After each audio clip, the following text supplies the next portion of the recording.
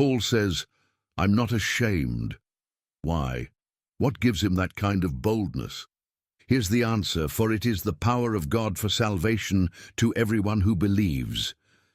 That's why. The gospel isn't just a message about power, it is power. Paul uses the Greek word dynamis, where we get the word dynamite. He's saying the gospel isn't weak, it's not just emotional comfort or moral teaching, it's not religious fluff. It's the raw, explosive, supernatural power of God to save. To save who? Everyone. Jew first, and also Greek. That means no race, no nation, no class, no past disqualifies anyone from being changed by it. Let's slow this down.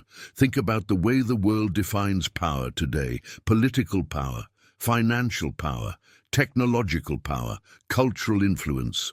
But Paul flips the script. He says true power, the kind that changes destinies, breaks addictions, heals the soul, and raises the dead, is found in the gospel. Not in a throne room, not in a bank, not in a trending feed. In the simple, eternal truth that Jesus died for our sins, rose from the grave, and offers salvation to all who believe. Now ask yourself, do you actually believe that? Or have you treated the gospel like a side dish in your life? Something you pull out on Sundays or in emergencies, but not something you live unashamed of. Because shame doesn't always look like silence. Sometimes it looks like compromise, like living in two worlds, like softening the truth so people will like you more. And Paul says, "Not me. I know what this gospel is. I know what it does. I've seen it transform murderers into saints, Pharisees into apostles, idol worshippers into worship leaders. I've seen demons tremble and hearts melt. So no, I'm not ashamed. I'll preach it in prison. I'll preach it on ships. I'll preach it in cities that want to kill me, because the gospel is the power of God."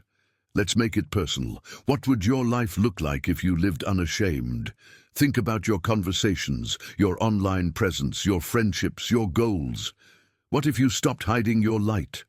What if you spoke the truth, not with arrogance, but with love and courage? What if your faith wasn't something you protected, but something you projected? Let us know in the comments. What's the hardest place for you to be unashamed of your faith? Is it school, work, family, social media? Be real, because when you name it, God can start breaking it.